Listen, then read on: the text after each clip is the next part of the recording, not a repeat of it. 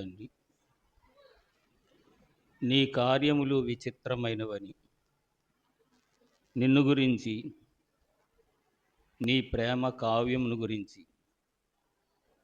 నీ రక్షణ మహాసంకల్పమును బట్టి, నీ శిలువ యాగమును బట్టి బాగుగా గ్రహించినటువంటి మా పూర్వ పితరులు తండ్రి, నీ కార్యములు విచిత్రమైనవి, మా జ్ఞానమునకు అవి అగమ్య గోచరములు అని వారు ప్రార్థించి స్తుతించగా, ఇవాళ మేము ఆ పరిశుద్ధుల యొక్క పరమభక్తుల యొక్క మందల అడుగు జాడలను అనుసరించి సాగిపోవుటకు నీ శిలువ చెంతకు మమ్మల్ని చేర్చుకున్నావు.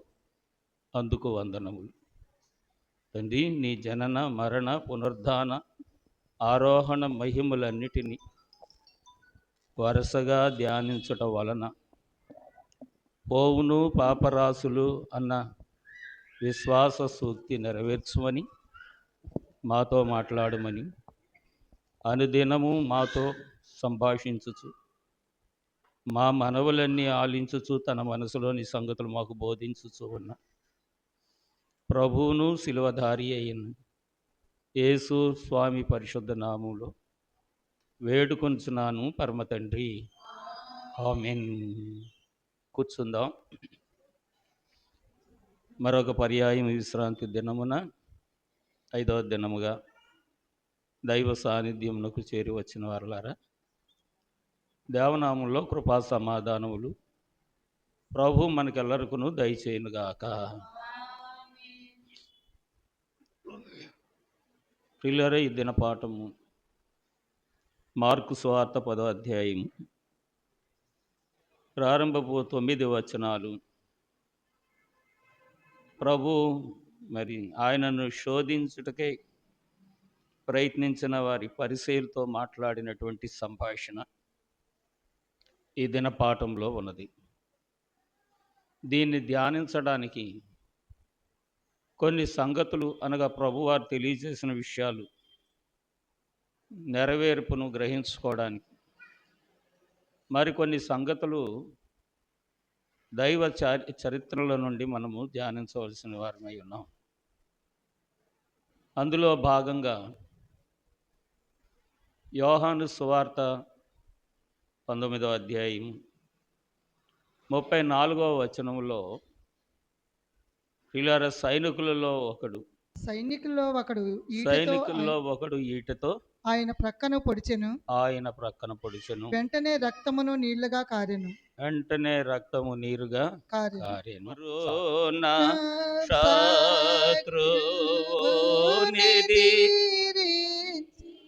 గేల్చిరి ఎవరు నా శోకంబు నిగురాగొట్టిరి, ఎవరు నా హృదయంబు మూర్ఛను నీడ్చిసేదీర్చి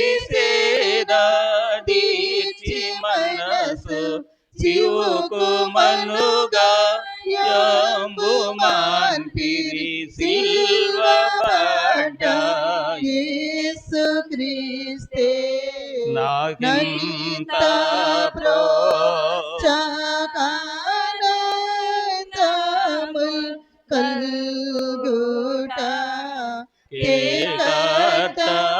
ఘనమైన హేతువైయుండు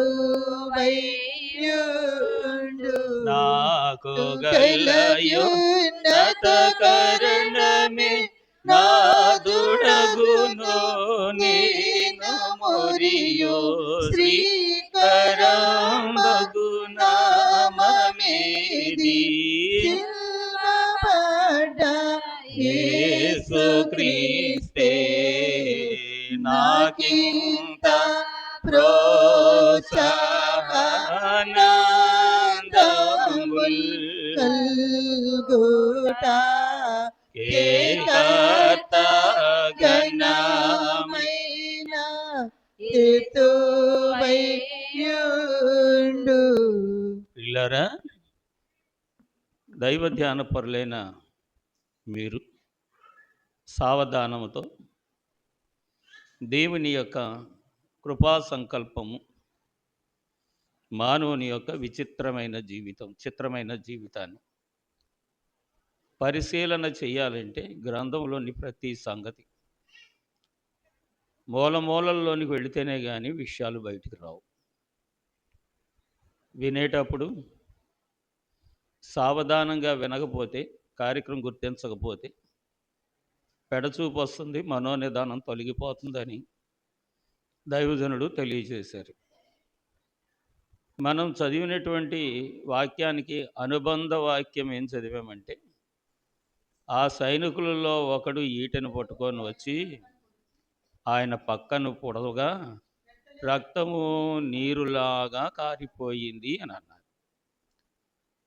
దీనిని దైవజనుడు ఏమన్నారంటే, ఎవరు నా శత్రువుని ఎదిరించి గెలిచిరి, ఎవరు నా శోకమును ఎగురగొట్టిరి, ఎవరు నా హృదయపు మూర్ఛను నీడ్చి ఆ చివుకుమను గాయమును మాన్పిరి. అనగా ఇది సంఘానికి కలిగినటువంటి చివుకుమనేటువంటి గాయం. ఈ ఈటె పోటు సంఘానిదే కానీ ప్రభువుది కాదు వాస్తవ్యానికి. కానీ ఇది ప్రభువు ఈ పోటు సైనికుని ద్వారాగా సంఘానికి తగలవలసినటువంటి ఈ ఈటె పోటు ఆయన పొడిపించుకున్నారు అని వివరము తెలియచేస్తుంది.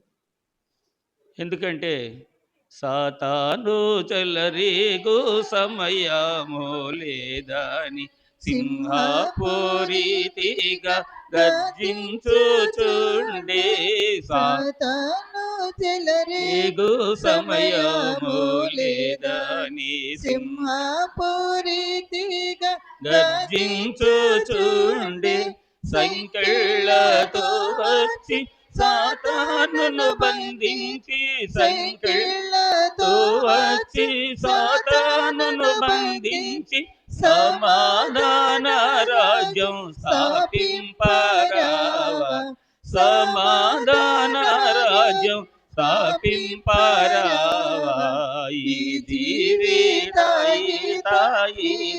లేకున్నారు నా చేయి పట్టుకో నా యేసునాథా.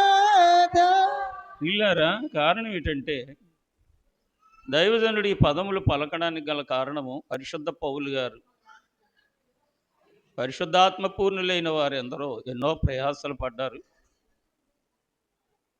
ఈ సంఘాన్ని నిలబెట్టుకోవడం కొరకు. సంఘాన్ని నిలబెట్టుకోవడం కొరకు ఎందుకు ప్రయాస పడవలసి వచ్చిందంటే, సాక్షాత్తు దేవుడు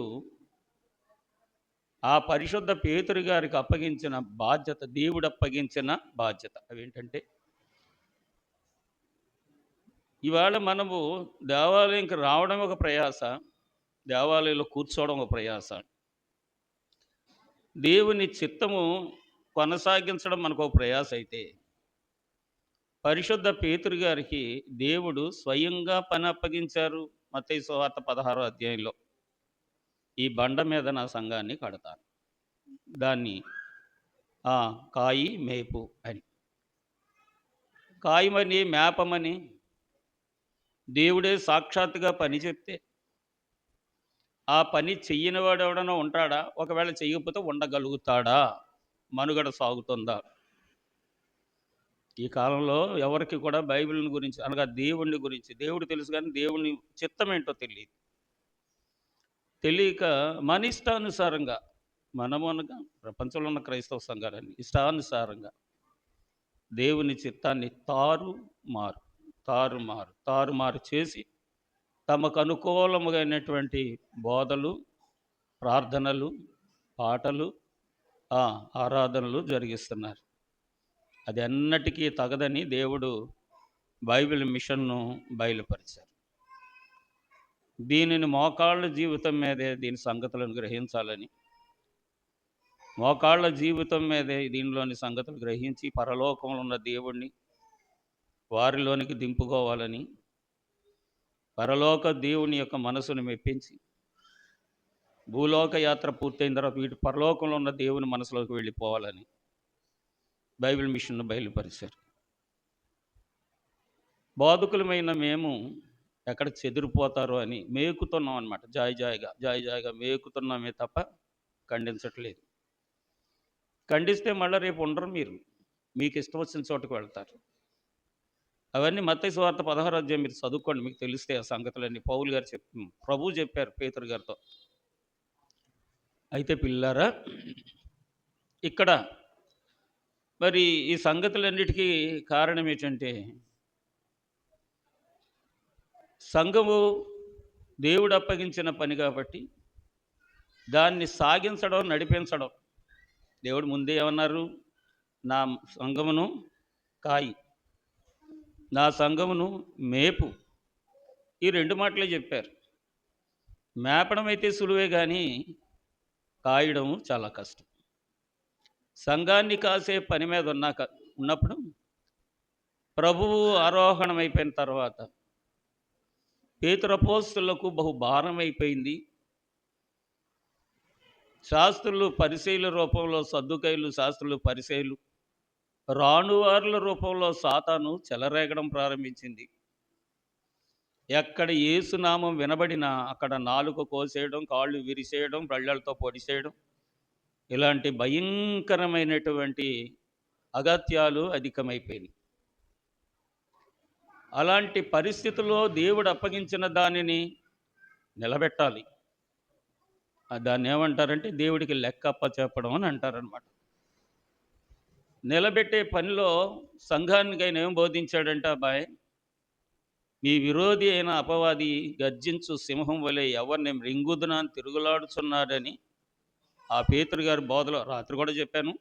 1 పేతురు 5వ అధ్యాయంలో 7-8 వచనాల్లో ఈ మాటలు ఉంటాయి. కాబట్టి మీరు ఏం చేస్తారంటే, ఆయన బలిష్టమైనటువంటి చేతి కింద దీనత్వంతో ఉండండి అని చెప్పి ఆయన తెలియచేశారు. కారణం ఏంటంటే పిల్లలారా, ఇప్పుడు మనం చదివినటువంటి వాక్యంలో ఆ పరిసయ్యుల్లో సైనికుల్లో ఒకడు వచ్చి ఈటను తీసుకొని యేసు ప్రభు పక్కలో పొడిశారు. వాడు పొడిశాడు అని అనడానికి రాయబడి ఉంది, కానీ పొడిపించుకున్నాడు ఈయన. లేఖనములు నెరవేరుటకై ఈ లోకపు పాపము పోవుటకై, లేఖనములు నెరవేరుటకై ఈ లోకపు పాపము పోవుటకై, పావనుడేసుని రక్తమును గల సుని రక్తమును గల మోపదిరో కల్ల మోటదిగో, మోపదిరో కల్ల మోటదిగో. లేఖనము నెరవేరాలి. తండ్రి ఆయనకి ఇచ్చిన పనిని ఆయన పూర్తి చేయాలి. తండ్రి దగ్గర చేస్తానని మాట ఇచ్చాడు. వచ్చి పాపములను వచ్చుకొని ఒప్పుకొని వచ్చాడంట, తొలగిస్తానని మాట ఇచ్చాడు. కాబట్టి అప్పగించింది తండ్రి అయితే, చేస్తానని మాట ఇచ్చింది కుమారుడైతే, ఆ కుమారుడు పిల్లరా తాను ఎవరికి పని అప్పగించాడో అనగా పేతురికి పని అప్పగించాడు. సావధానంగా వినండి. పిల్లలతోటి మీరు జిగ్జాగ్ అవ్వకండి. అవసరమైతే నోట్స్ రాసుకోండి పిల్లరా, లేదా రికార్డింగ్ చేసుకోండి. మరి ఈ కుమారుడు తండ్రి చెప్పు జాతుల్లో ఉన్నవాడు కాబట్టి అవసరమైతే తన రక్తమైన ప్రాణమైన ఇచ్చి సరే ఈ అప్పగించిన పనిని, మాటిచ్చిన మాటను నిలబెట్టడానికి, నెరవేర్చడానికి ఆయన ఎలాగైతే ఈ అచ్చి పాపములన్నిటిని ఓర్చుకొని నిలబడ్డాడు, ఇక పొంచి ఉన్నటువంటి అపవాది గర్జించు సింహం వల్లే లెగుస్తుంది. కాబట్టి ఇప్పుడు ఆయన పేరు మీద సంఘాన్ని చీల్చేస్తుంది. సంఘాన్ని చీల్చే సమయం వచ్చింది. కాబట్టి దానిని కొనసాగించడానికి ఒకళ్ళు కావాలని చెప్పి ఎవరినైనా పిలుచుకున్నాడో, ఆ పిలుచుకున్న వారిలో ప్రథముడైనటువంటి పేతురు అనబడే సీమోను. పేతురు అనబడే చెప్పాను మీకు మొదటి రోజు, పేతురు అనబడే సీమోను ఆయన పిలుచుకున్నారు మొదటి శిష్యుడు అని. కాబట్టి పిల్లలారా, ఈ సీమోన్ను పిలిచి, అబ్బాయి నేను చెప్పిన పని చేస్తావా అని అన్నారు. చెప్పు ప్రభు అంటే, నీ మీద నా సంఘాన్ని కడతాను, నీ దగ్గర నీకు అప్పగిస్తాను, సంఘాన్ని కాసే పని మేపే పని నీకు అప్పచెప్తాను, చేయగలవా అని అడిగారు. ఒకసారి నువ్వు అన్నాడు, రెండోసారి నువ్వు అన్నాడు, మూడోసారి అడిగేటాడు అస్తమానం అలాగ అడుగుతావేంటి ప్రభువా, నువ్వు అంటున్నాను కదా అంటే, మాటే కదా అనుకున్నాడు, కానీ దాని బరువెంతో భారం ఎంతో నాడు పేతురు గ్రహించలేదు, నేడు సంఘం గ్రహించడం లేదు. నేడు సంఘానికి కూడా ఈ విలువలు తెలియడం లేదు. మేము చర్చికి వెళ్తున్నాం, మేము పండగలు చేస్తున్నాం, మేము కానుకలు ఇస్తున్నాం, మేము ప్రార్థనలు చేస్తున్నాం, దేవుడు మాకు అక్కర్లు తీరుస్తున్నాడు అనుకుంటున్నాం, కానీ ఇది ఒక బాధ్యత. జీవమును నా జీవమునకై సిలువపై అర్పించిన యేసు జీవమును నా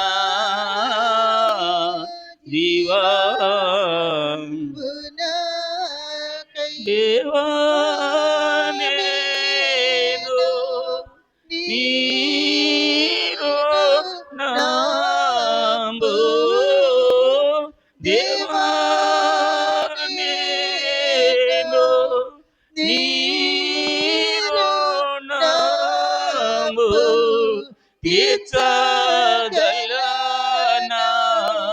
ఎన్నాటికై.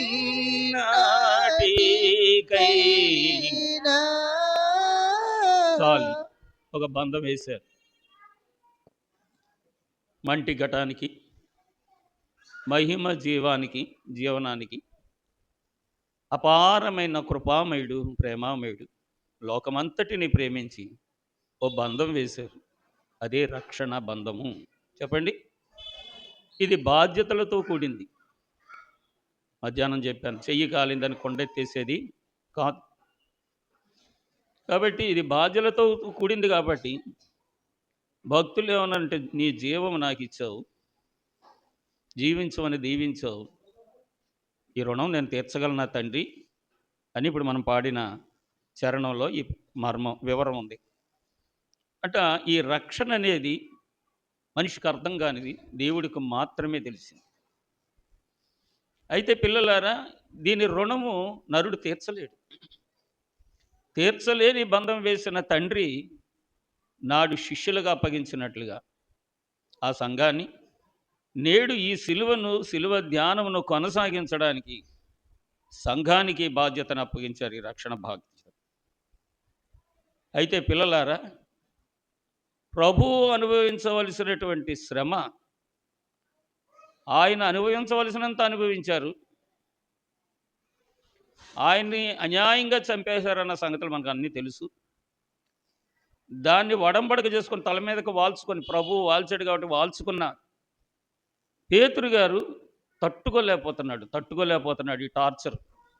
చెలరేగుతున్న సాతాను యొక్క పోరాటాన్ని తట్టుకోలేకపోతూ ఆయన బలిష్టమైన చేతి కింద దీన మనస్కులై ఉండడానికి సెలవిస్తూ ఆ గర్జించు సింహాన్ని ఎదిరించు సూక్తులు మనకి తెలియచేస్తున్న సందర్భంలో, ఇదిగో ఆ పోటు ఉంది, ఆ బళ్ళెపోటు, ఆ ఈటెపోటు ఎవరిదనుకుంటున్నారు? ప్రభువుది కాదు. అది ఎవరిది అంటే సంఘానిది. ఎందుకు సంఘానిది అంటే, ఇప్పుడు మనం వాక్యంలోకి వెళ్ళాలి.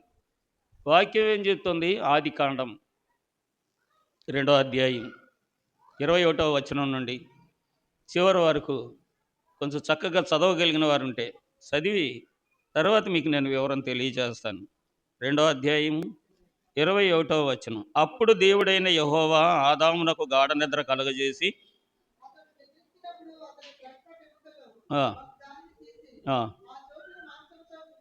ఆ చోటును మాంసంతో పూడ్చివేసెను.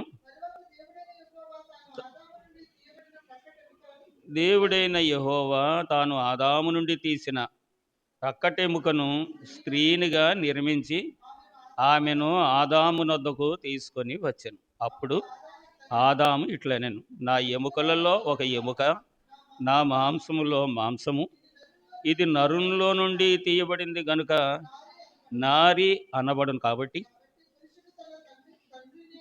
పురుషుడు తన తండ్రిని తల్లిని విడిచి తన భార్యను హత్తుకొనను, వారు ఏక శరీరమై ఉందురు. చాలు. కాబట్టి పిల్లలారా, ఇప్పుడు ఆదాము యొక్క భార్య, ఆదాములో నుండి తీయబడినటువంటి ఎముక. ఆ ఎముక అవ్వమ్మ. పిల్లరా, ఈ అవ్వమ్మ నారి. చెప్పండి, నారి. నారి. దాన్ని యేసుప్రభు ఏమన్నారంటే నాది అని అన్నారు. నాది. స్త్రీ నాది, సంఘము స్త్రీ. ఈ స్త్రీ నాది. యేసుప్రభు చెప్పిన మాట. పిల్లలు కొంచెం సముదాయించుకోండి అన్న, కొంచెం ఒక్క పావు గంటలో ముగించేస్తాను. కాబట్టి ఇప్పుడు వారి ఏక శరీరం, తల్లిని తండ్రిని విడిచిపెట్టి ఏక శరీరమై ఉందరు. చూడండి, పెళ్లి చేసిన దంపతులు మీరే దూరంగా పెడతారు. పెడతారా పెట్టరా? మాట్లాడరేంటి? కొడుకు పెళ్లి చేసిన, కూతురికి పెళ్లి చేసిన ముందు వేరే కాపురం పెట్టేస్తారు. ఎందుకు? ఏమో, ఎందుకో నాకు తెలియదు. కానీ దేవుని వాక్యంలో పిల్లలారా, మరి ఆదాము పక్కటెముకలో నుండి తీయబడిన ఈ నారి స్త్రీగా చేస్తే, యేసుక్రీస్తు ప్రభువు తాను రక్తములో కడిగి రక్షణ ఇచ్చినటువంటి సంఘాన్ని స్త్రీ అని పేరు పెట్టారు. ప్రకటన గ్రంథం 5వ అధ్యాయంలో కూడా ఈ సంగతులు మనకు తెలుస్తాయి. 9వ అధ్యాయంలో ఈ సంగతులు తెలుస్తాయి. సరే, ఎక్కువ చాప్టర్లోకి వెళ్ళకుండా క్లుప్తంగా ముగించే ప్రయత్నం చేస్తాను. అయితే యేసు ప్రభు పేతురుతో మాట అన్నారు, ఈ బండ మీద నా సంఘమును కడతాను. సంఘానికి ఉన్న పేరేంటి? స్త్రీ. చెప్పండి, స్త్రీ.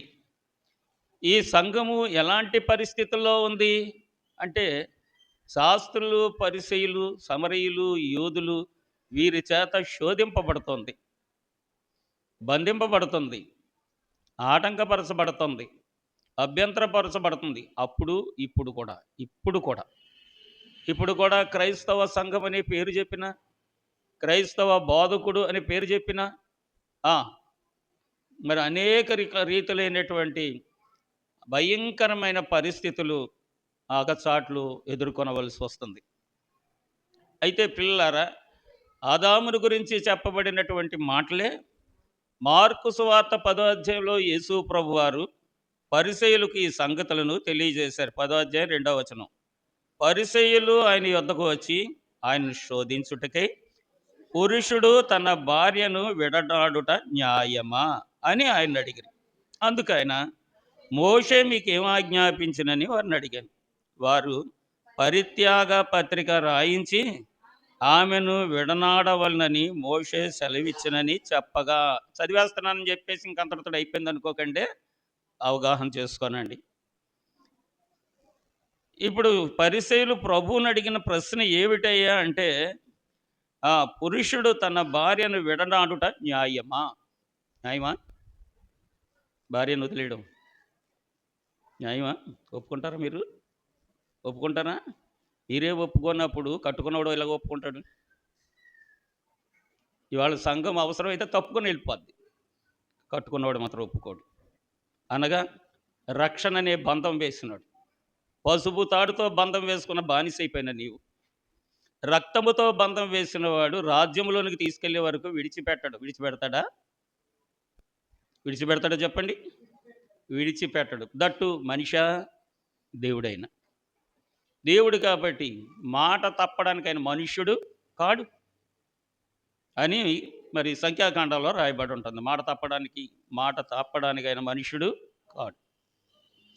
అయితే పిల్లరా, ఈ మనిషి మాట ఇచ్చిన ఈయన ఆయన్ని శోధించడానికి ఎలాగ భార్యను తప్పించాలి అనేటువంటి కుయుక్తి కలిగినటువంటి ప్రశ్న ఆయన మీద వేసినప్పుడు ఈయన ఏమని అడిగారంటే, మోషే మీకేం ఆజ్ఞాపించను అనగా, వీళ్ళు ధర్మశాస్త్రం దైవ భక్తులు అన్నమాట, దేవుని భక్తులు కాదు. ఇవాళ కూడా ఉన్నారు ఇలాంటి వాళ్ళు. ధర్మశాస్త్రంనే భక్తి దైవంగా చూసుకునే వారు ఉన్నారు, కానీ పాటించరు. ధర్మశాస్త్రం మట్టికే వారి విశ్వాస జీవితాన్ని పరిమితిలో పెట్టుకుంటారు, కానీ ఆ విశ్వాసాన్ని బలపరుచుకోరు, స్థిరపరచుకోరు. మరి అస్తమానం ఈ మధ్యన పాడుతున్నాను, విశ్వాసం లేని సమయంలో విశ్వాసం ఇమ్మని వేడుకొనుము, విశ్వాసం అంతటిని గావించిన నీ తండ్రి విశ్వాసమును గావించలేడా, వినరయ్యా వినరయ్యా యేసు ప్రభావం అనే పాట మనం పాడుతూ వస్తూ ఉన్నాం. కాబట్టి పిల్లలారా, ఇప్పుడు విశ్వాసము లేకుండా దేవునికి ఇష్టడై ఉండుట అసాధ్యం. అయితే ఈ ధర్మశాస్త్రాన్ని పట్టుకొని దేవుని మనసు నెరగకుండా అక్షరానికే పరిమితమైన వారు చావుకు మాత్రమే పరిమితం అవుతున్నారని కొరింథీ పత్రిక 3వ అధ్యాయం 6వ వచనంలో మనం చూస్తాం. బహుశా 2 కొరింథీ పత్రిక అనుకుంటాను. 2 కొరింథీ పత్రిక 3వ అధ్యాయము 6వ వచనం చదువునా సోము. ఆయనే మమ్మును కొత్త నిబంధనకు అనగా అక్షరానికి కాదు గాని ఆత్మకే పరిచారకులు అనగా బంధం కలిగి ఉండడానికి మాకు సామర్థ్యము కలుగజేశాను. అక్షరం చంపుతుంది కానీ ఆత్మ జీవింపజేస్తుంది. ఇక్కడ ఒక మాట జ్ఞాపకం చేసుకోనండి. బైబిల్ చేతితో పట్టుకున్నాం, పాపం ఎంత పోయిందో పక్కన పెట్టు, జబ్బు ఎంత పోయింది, ఇబ్బంది ఎంత పోయింది, బాధ ఎంత పోయింది, భయం ఎంత పోయింది, దుస్థితి ఎంత పోయింది, దేవుని నీతి ఎంతవరకు వచ్చింది ఆలోచించండి ఒకసారి. అలాగ ఆలోచించండి. రాత్రి ఈ అంశంలో ఈ సంగతులను ఆలోచించండి. ఇప్పుడు ఆత్మకు పరిచారకులు అవ్వండి. ఆత్మ ఏం చేస్తుందంటే, నువ్వు చేయలేని క్రీడా నీ ఆత్మ వర్ధిల్లుచున్న ప్రకారం నువ్వు అన్ని విషయాల్లో వర్ధిల్లుచు సౌఖ్యముగా ఉండాలని దురితములుండే ధరణిలో దైవత్వ మార్గంలో ఆత్మ నడిపించుకుంటుంది. కాబట్టి విశ్వాసి గ్రంథానికి, ధర్మశాస్త్రానికి, వాక్యానికి పరిమితం కాకూడదు. చాలామంది ఇళ్లలో కూర్చొని బైబిల్ చదువుకుంటారు, తప్పేమీ లేదు, కాదని నేను అన్ను. చాలామంది ఇంట్లో కూర్చొని ప్రార్థన చేసుకుంటారు, అది కూడా తప్పు అని నేను అన్ను. అవన్నీ సెల్ఫ్ సాటిస్ఫాక్షన్, సొంత తృప్తి, సొంతంగా తృప్తి పడ్డం. మరి దేవాలయంలోకి ఎందుకు రావాలి? అక్కడ దేవుడు ఉంటాడు. ఎలా రుజువు అంటే నిర్గమకాండం 25వ అధ్యాయం 8వ వచనంలోకి వెళ్ళి చూడండి. వెళ్ళి చూసి నమ్మండి, దేవుణ్ణి నమ్మండి, నీకు ఇవ్వబడినటువంటి వాక్యాన్ని నమ్మండి, వాక్యములో దేవుడు మాట్లాడిన ఆత్మావేశం ఏంటో చూడండి. ఆ ఆత్మానుసారంగా మనం ప్రయత్నిస్తున్నామో లేదో ఒకసారి గమనించండి. అయితే ఆయన దేవాలయం కట్టమని చెప్పింది ఎందుకంటే ఆయన ఉండడానికి, మనం ఉండడానికి కాదు. ఎక్కడ ఉండడానికి? కట్టిన వారితో ఉండడానికి. నేను వారిలో నివాసం చేయడానికి. కాబట్టి చాలామందికి దేవాలయం అంటే టేక్ ఇట్ ఈజీ, చాలా చులకన. నేను ఎప్పుడు చెప్తాను, పురుషులకు చెప్తాను, స్త్రీలకు చెప్తాను, బాబు మీరు ఇలా వెళ్ళిపోయేటప్పుడే ఒకసారి బండి దిగి చెప్పులు తీసి చిన్న ప్రార్థన చేసుకొని వెళ్ళండి. శుభమగునుగాక, శుభమగునుగాక. ప్రతి దినము ఒక చెంబుడు నీళ్లు పోసుకొని ఒక 5 నిమిషాలు దేవాలయంలోకి వచ్చి మోకరించింది, ఆశీర్వదింపబడదువుగాక. మనసులో పెట్టుకుంటేనే, ఆ ఆలోచన మనసులో ఉంటేనే అది సంప్రాప్తం అవుతుంది. దాని భావం తెలియకుండా ఆయారాం గయారాం అన్నట్టుగా వచ్చిపోతే ప్రభావం రాదు. ఈ సంగతి కూడా మరి అందరూ జ్ఞాపకం చేసుకోవాలని తెలియజేస్తూ, నేను ప్రభువుని నమ్మేసుకున్నాను, నేను మతం తీసేసుకున్నాను, నేను బాప్తీసం తీసేసుకున్నాను, బైబిల్ కొనేసుకున్నాను, చేత్తో పట్టుకొని చర్చకు వచ్చేస్తున్నాను, ఇంటికి వెళ్ళగానే లోపల పెట్టేస్తున్నాను అంటే పనికిరాదు. నీలో దురితము పోయిందా? బలహీనత పోయిందా? భయము పోయిందా? శ్రమ పోయిందా? ఆపద పోయిందా? పోలేదా? ఉందా? నువ్వు అక్షరానికే పరిమితం, ఆత్మకు పరిమితం కాదు. ఆత్మ ఏం చేస్తుందంటే అన్నిటినీ పరిశీలన చేస్తుంది. అన్నిటినీ శోధించును అంటే పరీక్షించును అని అర్థం. పరీక్షించి నువ్వు చేయలేనివి, నేను చేయలేనివి ఆ ఆత్మ మన చేత చేయిస్తుంది. కాబట్టి సంఘానికి ఏం కావాలంటే దేవుని ఆత్మ కావాలి. ఈ సంగతి ఇలాగ ఉంచితే మరి పేతురు గారి కాలంలో మరి ఈ సంఘము ఈ పడవలసినటువంటి అగచాట్లు పడుతుంది. యేసయ్య వెళ్ళిన తర్వాత పేతురు గారికి అప్పచెప్తే పేతురు గారు ఏం చేస్తున్నారంటే, పిల్లరా ఆ పొడవలసిన పోటును గురించి చూసి ఇది సంఘము భరించవలసింది ప్రభువు భరించారు. సంఘము ఎక్కడ యేసు ప్రభు అంటారో అప్పుడు ఇప్పుడు కూడా ఎక్కడ జీవం ఉన్నదని నమ్ముతారో ఎక్కడ రక్షణ ఉన్నదని నమ్ముతారో, ఎక్కడ స్వస్థత ఉన్నదని నమ్ముతారో, ఎక్కడ దర్శనం ఉన్నదని నమ్ముతారో, దెయ్యం ఓర్వలేక ఆ క్రైస్తవ సమాజం మీద ఒంటి కాళ్ళతో లేచి తుంటరి తుంటరి పనులన్నీ మనుషుల చేత చేయిస్తుంది. అప్పుడు ఇప్పుడు కూడా. అయితే పిల్లలారా, ఇప్పుడు ఏ రీతిగానైనా అబ్రహాము నారి నా నారిని నాన్న ఎముకను నారి అని అనుకున్నాడో, ఆ ఎముక స్త్రీగా రూపాంతరం చెందిందో, యేసుక్రీస్తు ప్రభు మరి ఆయన మరి వివాహం చేసుకోలేదు కాబట్టి, ఆయన పరిశుద్ధుడు కాబట్టి, ఆ నారిని సంఘముగా మలిచి ఆ సంఘాన్ని ఏమన్నాడంటే నాది అన్నారు. చెప్పండి, నాది. ఇప్పుడు మీరు ఎవరు, మనం ఎవరు? కొంచెం మాట్లాడండి. ఎవరు మనం? నారిని తన చెంతను చేర్చుకొని తల్లిని తండ్రిని విడిచిపెట్టాడు. ఇప్పుడు జరుగుతున్నది అదే. ఇది లేఖనము కాబట్టి అదే జరుగుతుంది. అయితే ప్రియులారా, కీర్తన గ్రంథము 22వ అధ్యాయం ప్రారంభంలో నా దేవా నా దేవా నన్నేల విడిచితివి చెయ్యని ఉండదనుకుంటాను అక్కడ. నన్నేల విడనాడితివి అని ఉంటుంది. నా దేవా నా దేవా నీవు నన్నేల విడనాడితివి అంటే తండ్రి వదిలేశాడు. మార్కు సువార్త 3వ అధ్యాయం బహుశా 21వ వచనం అనుకుంటాను. ఒకసారి చూడండి. మార్కు సువార్త 3వ అధ్యాయం 32వ వచనం.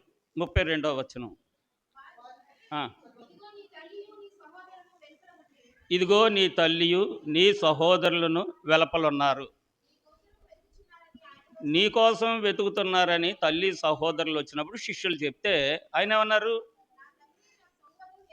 నా తల్లి ఎవరయ్యా, నా సహోదరులు ఎవరయ్యా?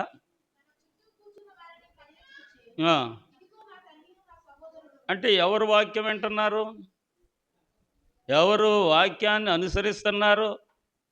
జన్మనిచ్చిన వారు, రక్తం పంచుకున్నవారు కాదు తల్లిదండ్రులు. గమనించాలి, సంఘం గమనించాలి. మీరు నిజంగా దేవుని పిల్లలైతే, నిజంగా బైబిల్ మీరు పట్టుకుంటే, నిజంగా మీరు దేవుడిని నమ్మితే, తండ్రి చిత్తాన్ని నెరవేర్చిన యేసయ్య చిత్తాన్ని నెరవేర్చిన పేతురు చిత్తాన్ని నెరవేర్చిన కడపటి అపోస్తులు చిత్తాన్ని నెరవేర్చిన మన కాలపు వక్తలు, పెద్దలు, భక్తులు, వారు అడుగు జాడల్లో నడుస్తున్న మనము ఎవరి చిత్తాన్ని నెరవేరుస్తున్నామో గమనించుకోవాలి. కాబట్టి యేసు ప్రభు శిష్యులు వచ్చి, నాయనా నిన్ను కన్న తల్లి వచ్చింది, నీతో పుట్టిన తోబుట్టులు వచ్చారు నిన్ను చూడడానికి అంటే, నాకు తల్లి ఎవరయ్యా, నాకు తోబుట్టువులు ఎవరయ్యా? ఇగో చూడు, నా చుట్టూ కూర్చున్నారే, దేవుని వాక్యం వింటున్నారే, వాక్యానుసారంగా జీవించడానికి నా దగ్గరికి వచ్చారే, వీరే నా తల్లి నా తండ్రి, నా సహోదరులు, నా తల్లి నా సహోదరులు. ఇప్పుడు యేసయ్య కాన్ఫిడెంట్, ఎంతవరకు ఆయన నమ్ముకున్నాడు సంఘాన్ని, వాక్యం విన్నవారిని, దేవుని వాక్యం వినేవారు, దేవుని చిత్తము చేస్తామని దేవాలయంలోకి వచ్చిన వారిని ప్రభు ఎంతవరకు నమ్మారు గమనించుకోండి. దేవుణ్ణి నమ్ముకున్న మనము దేని కొరకు దేవునికి దూరంగా ఉంటున్నామో కూడా ఒకసారి జ్ఞాపకం చేసుకోవాలి. కాబట్టి పిల్లలారా, ఇప్పుడు యేసు ప్రభు తల్లిని విడిచిపెట్టాడు, అక్కడేమో తండ్రి విడిచిపెట్టాడు, ఇక్కడ తల్లిని విడిచిపెట్టాడు. తల్లి తండ్రిని విడిచిపెట్టినటువంటి ప్రభు పిల్లలారా సంఘాన్ని మాత్రమే హత్తుకున్నారు. ఈ సంగతి ఈ మార్కు సువార్త 3వ అధ్యాయంలోనే, క్షమించండి 10వ అధ్యాయంలోనే 8వ వచనంలో లేదా 7వ వచనం, ఈ హేతువు చేత, ఇందాక మరి ధర్మశాస్త్రం గురించి చెప్పాను కదా, అక్కడి నుంచి వద్దాం. 4వ వచనం నుంచి, పరిత్యాగ పత్రిక రాయించి ఆమెను విడనాడవలనని మోషే సెలవిచ్చినని చెప్పగా, ఇది లోకం అన్నమాట, ఇది శాస్త్రం అన్నమాట. దీన్ని ఏమంటారంటే డిఫెన్స్ అంటారు. డిఫెన్స్ కూడా ఏం చేస్తుందంటే, కలిసి ఉండలేరా, విడాకులు. కానీ దేవుడు దానికి ఒప్పుకోలేదు. 5వ వచనం, యేసు మీ హృదయ కాఠిన్యమును బట్టి అతడి ఆజ్ఞను మీకు రాసి ఇచ్చను కానీ, సృష్టి ఆది నుండి దేవుడు వారిని పురుషునిగాను స్త్రీనిగాను కలుగజేసాను, నేను నీలో మీరు నాలో నేను మీరు నాలో లీనమయ్యో నామని అన్నా లీనమయ్యో నామని అన్నా యేసునామా ఎంత మధురం యేసునామా ఎంత మధురం మధురం మధురం మధురం యేసు. యేసునామా ఎంత మధురం. వారు భార్యను గురించి అడుగుతున్నారు, ప్రభువు స్త్రీని గురించి చెప్తున్నారు. భార్య శరీరము, స్త్రీ సంఘం. కాబట్టి ఈ సంఘానికి ఎలాంటి అగచాట్లు ఎదురైనవి అంటే పేతురు గారు అంటున్నారు కదా, ఆ సైనికుల్లో ఒకడు వచ్చి ఈటెను తీసుకొని ఆయన పక్కలో పొడిచాడు. ఎందుకు ఆ పక్కలో పొడిపించుకోవాల్సి వచ్చింది అంటే, ఆయన ఆ బళ్ళెపు పోటు కానీ పొడిపించుకోకపోతే సంఘం పొడిపించుకోవాలన్నమాట. సంఘాన్ని పొడుస్తారు, అగచాట్లు పెడతారు, అవమానం చేస్తారు, హేళన చేస్తారు, దూషణ చేస్తారు, గాయపరుస్తారు, ప్రాణాలు తీస్తారు. ఆ స్థితిలో పిల్లలారా, ఈ యూదా వారు యేసు ప్రభు పేరు చెప్పిన, యేసు ప్రభుని వెంబడించిన, యేసు ప్రభుకి శిష్యులన్నా, అయ్యో నాలో 7 దెయ్యాలను పోగొట్టాడయ్యా ఆయన, నాలో ఉన్న 18 దెయ్యాల నుండి నాకు నెమ్మది కలిగించాడయ్యా, న్యాయురు కుమార్తె నాకు పాడి కట్టేస్తే ఆయన ఎదురొచ్చి చెయ్యి ముట్టి నన్ను లేవనెత్తాడయ్యా, నన్ను 4 రోజుల క్రితమే సమాధిలో పెట్టేస్తే కంపు కొడుతున్న నా దేహాన్ని పరిశుద్ధపరిచి బయటికి రమ్మన్నాడు ఆయన. లాజరు లాంటి వాళ్ళు ఎందరో. మరువలేను మరువలేను మరువలేనయ్యా మరువలేను మరువలేను మరువలేనయ్యా నీ ప్రేమ చరితం ఆఘోర మరణం, నీ ప్రేమ చరితం ఆఘోర మరణం మరువలేనయ్యా మరువలేనయ్యా. చాలు, పాట అంత తర్వాత పాడుకున్నాం. ఇలాగా యేసు చేసిన ఉపకారాలని మరవలేక, ఆయన్ని విడవలేక, ఈ అంత్యక్రీస్తు అబద్ధ ప్రవక్త సాతాని యొక్క దెబ్బలు తట్టుకోలేక, పిల్లలారా ఎటుపోవాలో తోచనటువంటి స్థితిలో ఉన్నప్పుడు సంఘానికి పడవలసినటువంటి బళ్ళెపు పోటు యేసయ్య పొడిపించుకున్నారు. కారణం ఏంటంటే రక్తం చిందాలి. రాక్షసుకి నైవేద్యం పెట్టాలంటే రక్తార్పణం చేయాలట. తెలుసా? కథలు వింటాం కదా, రాక్షసుకి నైవేద్యం చేయాలంటే రక్తార్పణం కావాలి. కాబట్టి పిల్లలారా, మరి యేసు ప్రభు రక్తమును కార్చి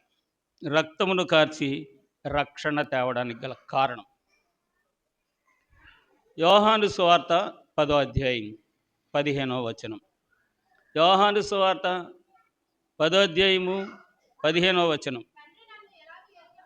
తండ్రి నన్నెలాగెరుగునో నేను తండ్రిని ఎలాగెరుగుదునో అలాగే నేను నా గొర్రెలను ఎరుగుదును. జాగ్రత్త పట్టుకోండి, చదువుకుంటే వెళ్ళిపోవద్దు. టచ్ అయితే ఈ మాట మీ హృదయానికి టచ్ అవుతుందేమో చూడండి. నన్ను తండ్రి ఎలాగ తెలుసుకున్నాడో నేను తండ్రిని ఎలా తెలుసుకున్నానో, మాలో అరమరకలు లేకుండా ఒకరికొకరు ఎలాగ ఒడంబడిపోయాము, ఆయన నన్ను ఎలాగ దీవిస్తున్నాడో నేను ఎలాగ ఆయన్ని గణపరుస్తున్నాను, అలాగే నేను నా గొర్రెలను ఎరుగుదును. నేను ప్రేమించేది కూడా అలాగే ప్రేమిస్తున్నాను. ఆశ్చర్యమైన ప్రేమ కల్వరిలో నీ ప్రేమ, మరణము కంటే బలమైన ప్రేమిది, నిన్ను జయించిన నీ ప్రేమ, ఆశ్చర్యమైన ప్రేమ. అర్థం కావట్లేదా? పావన యేసుని ప్రేమ, సిలువలో పాపిని వెదకిన ప్రేమ, పావన యేసుని ప్రేమ, సిలువలో పాపిని వెదకిన ప్రేమ. చాలు చాలు చాలు, నన్ను విడవక ఎడబాయని ప్రేమ అని ఉంటుంది. కాబట్టి యేసయ్య సిలువ ప్రేమ మానవ జ్ఞానానికి అగమ్య గోచరం, అర్థం కాదు. కాబట్టి ఇప్పుడు దాని వివరము ఆ గొర్రెలను గురించి సాక్ష్యం ఇస్తున్నారు. చదువునన్న యోహాను సువార్త 10వ అధ్యాయము 16వ వచనం.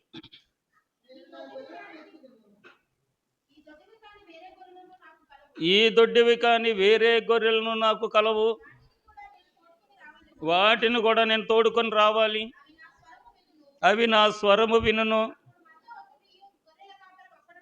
మంద కూడా ఒకటే అవ్వాలి, కాపరి ఒక్కడే అవ్వాలి.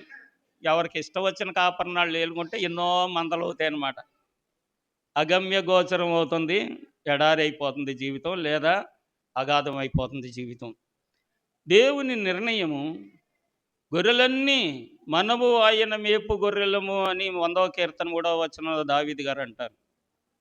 అన్నం తినే ప్రతివాడు, గడ్డి తినేవాటి జీవితం వదిలేద్దాం, చరిత్ర వదిలేద్దాం. అన్నం తినే ప్రతివాడు అన్నం పెట్టిన వాడిని నమస్కరించాలి. అంతేగాని అన్నం తినేవాడు గడ్డి తినేవాడికి, గడ్డి పెట్టేవాడికి నమస్కరిస్తే దొందే అవుతుంది కదా. ఏమంటారు, సాధు కలుసుకుంటే బూడిద రాలుతుంది అంటారు కదా. అలాగే పిల్లలారా, అన్నం తినే ప్రతివాడు అన్నాన్ని సృజించిన వానికి స్వరం వినాలి. ఆ మాటను ఆయన అక్కడ చెప్తూ, వాళ్ళందరూ ఒక మందగానే ఉండాలి, నేను కాపరిగానే ఉండాలి, కాసే పని నా మీద ఉంది కాబట్టి. తర్వాత చెప్పండి, చదవండి.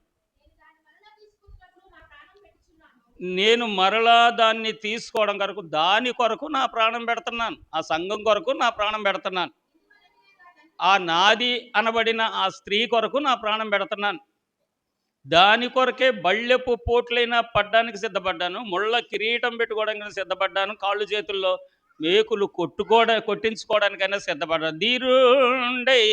దీనుండై దారుణ్య పాపభారము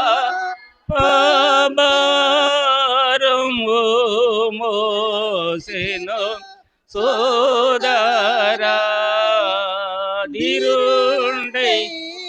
పాడదాం, అందరం పాడదాం, పాడండి. పాపభారంబు మోసెను సోదరా, తన్ను చేరిన వారిని పారదోలనని ఎవరు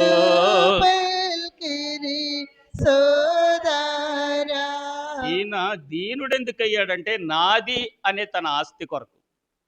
వాస్తవ్యానికి ఆయన నిజస్వరూపం ధీరుడు, వీరుడు, సూర్యుడు, బలశాలి అయిన ఆయన కన్ను ఎర్ర చేస్తే పంచభూతములు మిక్కటమైనటువంటి వేండ్రంతో లయమైపోతాయి, కనపడవు ఇంకా.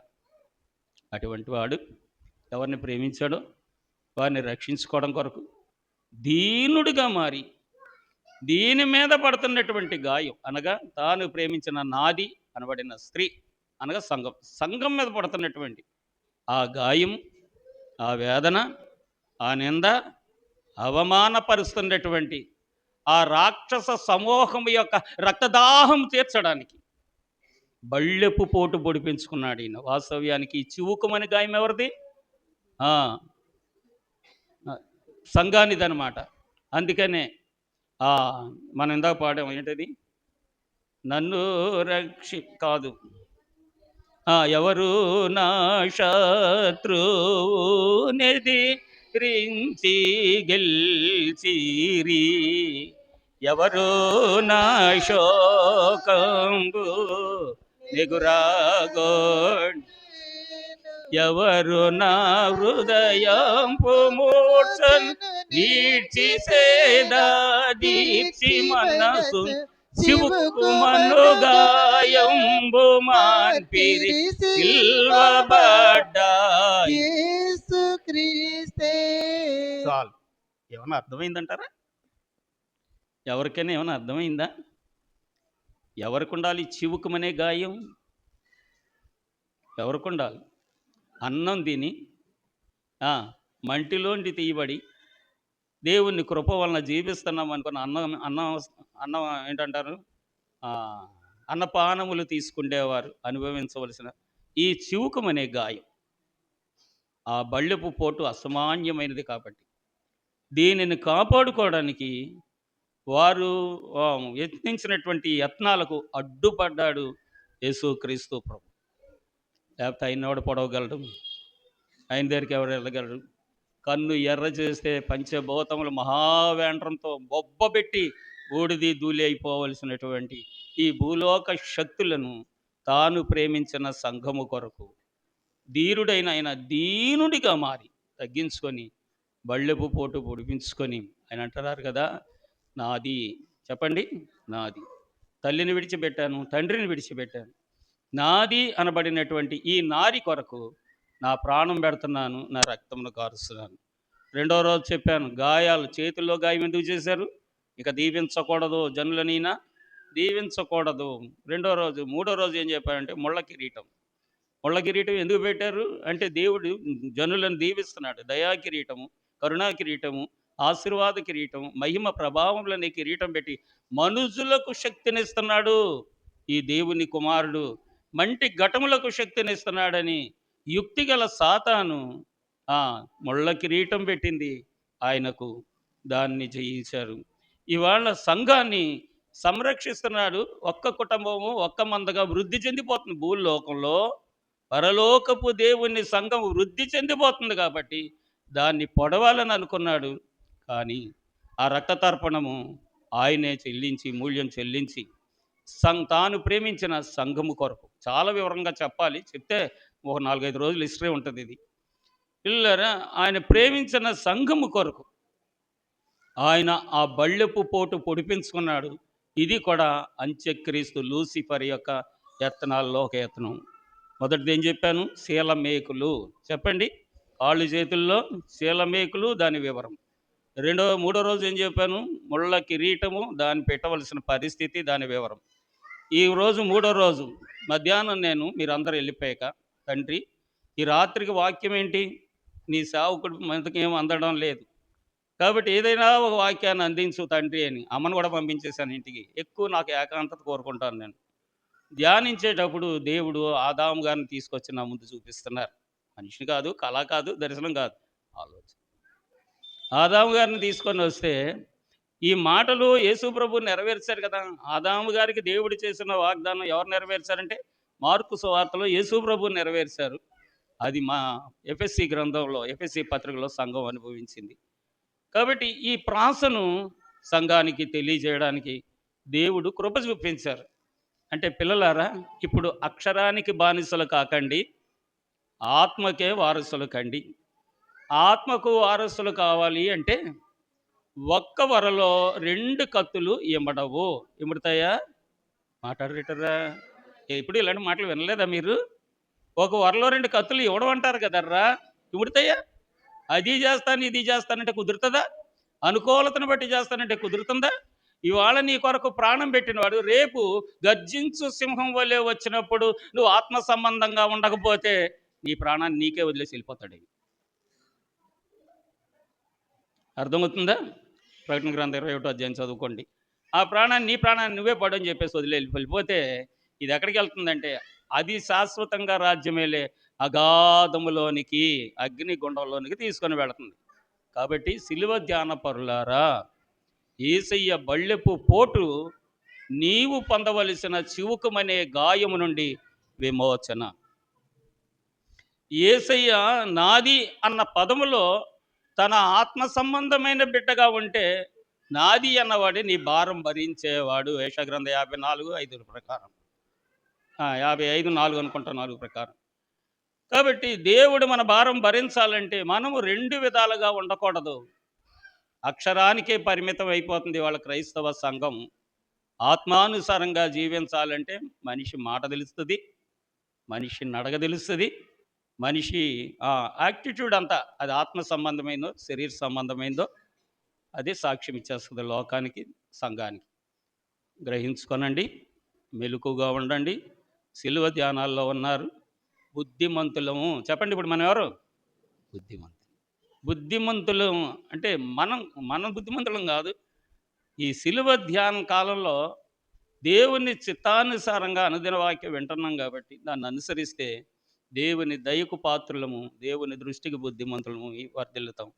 అట్టి ధన్యత జీవాధిపతి సంఘము కొరకు చివుకమనే గాయమును బళ్ళెపు పోటుగా భరించిన యేసునాథుడు మనందరినీ ఆయన శిలువ నీడను దాచి ఆదరించును గాక.